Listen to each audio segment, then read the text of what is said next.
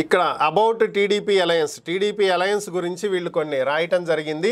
ఇవి గనక మనం పరిశీలించినట్లయితే ఈ 2 నెలల్లో వైసీపీ మరియు టీడీపీ కూటమి ప్రచారాన్ని పరిశీలించగా టీడీపీ కూటమి అధికారంలోకి వస్తే ప్రజలకు ఏ అభివృద్ధి సంక్షేమ పథకాలు ఏ విధంగా భద్రత కల్పించగలరో చెప్పి ప్రజల విశ్వాసం పొందడంలో విఫలమైంది. సో వాళ్ళు ఏం చేస్తారనేది చెప్పడంలో టీడీపీ అలయన్స్ అనేది విఫలమైందంట. ప్రజల్లో ఈ కూటమిపై పూర్తి నమ్మకం కలిగించలేకపోయారు. ఎలక్షన్ క్యాంపెయిన్ మొత్తం పరిశీలించగా కేవలం వైఎస్ఆర్సీపీని అధికారంలో నుంచి తొలగించి తాము అధికారం చేపట్టడమే అజెండాగా ప్రభుత్వాన్ని, సీఎం జగన్మోహన్ రెడ్డిని వ్యక్తిగత విమర్శలు చేసి నెగిటివ్ క్యాంపెయినింగ్ చేయటం వల్ల టీడీపీ కూటమికి ఆశించిన ఫలితాలు రావనడంలో సందేహం లేదు. టీడీపీ, జనసేన, బీజేపీ కూటమిలో జనసేన, బీజేపీలు పోటీ చేయవచ్చు. నియోజకవర్గాలు పంపిణీలో ఏ విధమైన శాస్త్రీయత లేకపోవడం వల్ల జనసేన, బీజేపీకి కేటాయించబడ్డ 31 ఎమ్మెల్యే స్థానాల్లో సుమారుగా 20 నుండి 21 స్థానాలు కోల్పోవడం ఖాయంగా కనబడుతుంది. టీడీపీ పోటీ చేస్తున్నటువంటి 144 ఎమ్మెల్యే స్థానాల్లో కూడా 22 స్థానాల్లో పోటీ చేసే అభ్యర్థుల ఎంపిక అనుకున్నంత స్థాయిలో లేదు. బీజేపీతో టీడీపీ పొత్తు వల్ల ఆంధ్రప్రదేశ్లో టీడీపీ పోటీ చేసే నియోజకవర్గాల్లో సుమారుగా 15 నుంచి 17 నియోజకవర్గాలు టీడీపీ కోల్పోయే పరిస్థితి ఎదుర్కొంటుంది. గతంలో అప్పటి మాజీ సీఎం నారా చంద్రబాబు నాయుడు ధర్మ పోరాట దీక్షలు చేసి బీజేపీ ఆంధ్రప్రదేశ్కు Polavaram railway zone, special status for AP ఇలాంటి మొదలైనటువన్నీ ఇవ్వలేదు. నరేంద్ర మోడీపై వ్యక్తిగత దాడి చేసి ఇప్పుడు ఎలా పొత్తు పెట్టుకుంటారనే విషయంలో ఏపీ ప్రజలకు, ఓటర్లకు సరైన రీతిలో సమాధానం చెప్పి ప్రజలను ఒప్పించడంలో విఫలమయ్యారు. వైసీపీ పోటీ చేస్తున్నటువంటి అసెంబ్లీ స్థానాల్లో సోషల్ ఇంజనీరింగ్తో పోల్చితే టీడీపీ పార్టీ పూర్తిగా విఫలం చెందింది. విశ్వసనీయత అనే అంశాన్ని పరిశీలించగా టీడీపీ కూటమి విడుదల చేసిన ప్రణాళికను ప్రజలు పూర్తిగా నమ్మడం లేదు. ఎందువల్లంటే 2014లో టీడీపీ ఇచ్చిన మేనిఫెస్టోలో అంశాలను పూర్తిగా అమలు చేయకపోవడం, మరోపక్క వైసీపీ ప్రకటించిన నవరత్నాల పథకాలు, గ్రామీణ స్థాయిలో వాలంటీర్ వ్యవస్థ, గ్రామ సచివాలయ వ్యవస్థ, ఆర్బీకేలు, విలేజ్ క్లినిక్లపై ప్రజలకు ఆదరణ, అభిప్రాయం వైసీపీ పార్టీపై ఉన్నాయి. ఎన్నికలకు 4 రోజుల ముందు నుండి టీడీపీ, జనసేన, బీజేపీ కూటమి పోల్ మేనేజ్మెంట్లో చాలా నియోజకవర్గాల్లో విఫలమయ్యాయి. కొన్ని ప్రచార మాధ్యమాలను ఉపయోగించుకుని టీడీపీ, జనసేన పార్టీ చేసిన ప్రచారం మరియు పుకార్ల వల్ల టీడీపీ కూటమికి కొంతవరకు నష్టం ఉండవచ్చు. ఎలక్షన్ క్యాంపెయిన్లో జగన్మోహన్ రెడ్డి మీ ఇంటింట అభివృద్ధి, సంక్షేమం అమలు తీరు పరిశీలించి నాకు న్యాయం జరిగింది అనుకుంటే నా పార్టీకి ఓటేయండి అని ఓటర్లను అభ్యర్థించడం వల్ల వైసీపీపై నమ్మకం కలిగించడంలో జగన్మోహన్ రెడ్డి విజయం సాధించారు. ఈ విధమైన నమ్మకాన్ని టీడీపీ ఓటర్లలో కల్పించలేకపోయింది.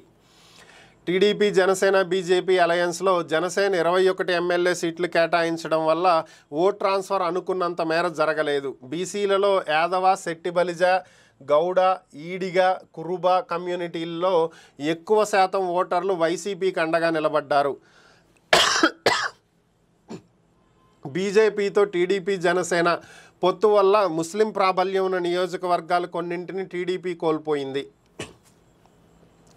కాపు, తెలగ, బలిజ కమ్యూనిటీ ఓటింగ్లో అవి స్ప్లిట్ అవ్వడం వల్ల టీడీపీ కూటమికు ఇబ్బందిగా అయింది. అయితే కేవలం పశ్చిమ గోదావరి, తూర్పు గోదావరి, కృష్ణా, గుంటూరు, విశాఖపట్నం జిల్లాల్లో 65% ఓట్లు మాత్రమే కాపు ఓట్లున్నాయి. టీడీపీకి బదిలీ కాబడినవి ఇది సుమారు 31 నియోజకవర్గాల్లో కూటమిలో ఇరు పార్టీలు టీడీపీ, జనసేన మధ్య ఓట్ ట్రాన్స్ఫర్ జరిగాయి. అందువల్ల పశ్చిమ గోదావరి, తూర్పు గోదావరి, కృష్ణా, గుంటూరు, విశాఖపట్నం జిల్లాల్లోని కొన్ని ఎమ్మెల్యే స్థానాలు వైసీపీ కోల్పోబోతుంది.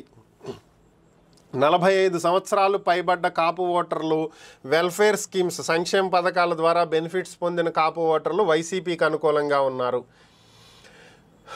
కొన్ని టీవీ ఛానల్స్, వివిధ వార్తాపత్రికలు టీడీపీ పార్టీపై విపరీతమైన ప్రచారాన్ని కల్పించడం మరియు ఈ ప్రచారంలో వాస్తవాలను ప్రజలు ముందుంచడంలో జరిగిన పొరపాట్లు టీడీపీకి నష్టాన్ని చేకూర్చాయి.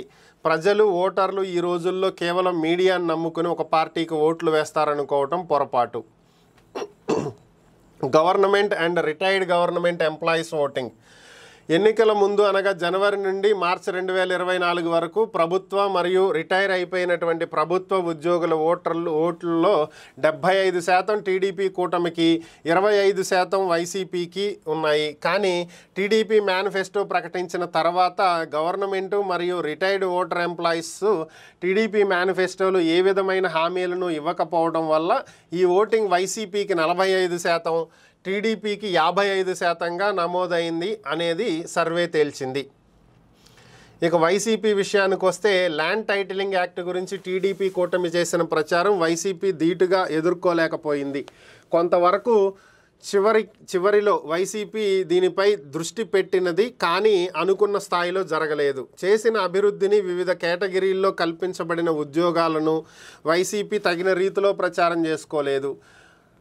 ఇక కరెంటు బిల్లుల విషయానికి వస్తే ప్రజలు పడుతున్నటువంటి ఇబ్బందులను వైసీపీ పట్టించుకోలేదు. జనసేన పార్టీ అధ్యక్షుడు పవన్ కళ్యాణ్పై వైఎస్ఆర్ కాంగ్రెస్ పార్టీ విపరీతంగా విమర్శలు చేయటం, వ్యక్తిగత విమర్శల వల్ల జనసేన పార్టీ మరియు దాని అధ్యక్షుడు పవన్ కళ్యాణ్కు బాగా ఉపయోగపడింది. ఇది కాపు ఓటర్లను టీడీపీ పార్టీకి దగ్గర చేసింది. కాపు కమ్మ ఓటర్లలో 65% ఓటింగ్ ఇరు పార్టీల మధ్య ట్రాన్స్ఫర్ జరిగింది. పశ్చిమ గోదావరి, తూర్పుగోదావరి, కృష్ణా, గుంటూరు, విశాఖపట్నం జిల్లాల్లో సుమారుగా 31 నియోజకవర్గాల్లో ఓట్ ట్రాన్స్ఫర్ జరగడం గమనించాల్సినటువంటి అంశం.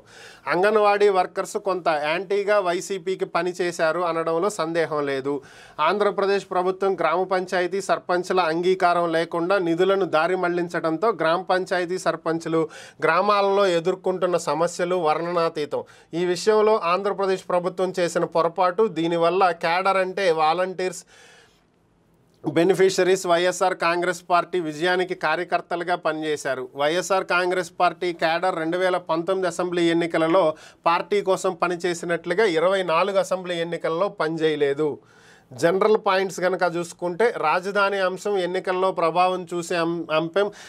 ప్రభావం చూపించేటువంటి అంశం కానే కాదు. వైఎస్ఆర్ కాంగ్రెస్ పార్టీ మరియు టీడీపీ కూటమి పార్టీలకు ఈ రాజధాని అంశం ఏమాత్రం ఉపయోగం లేదు.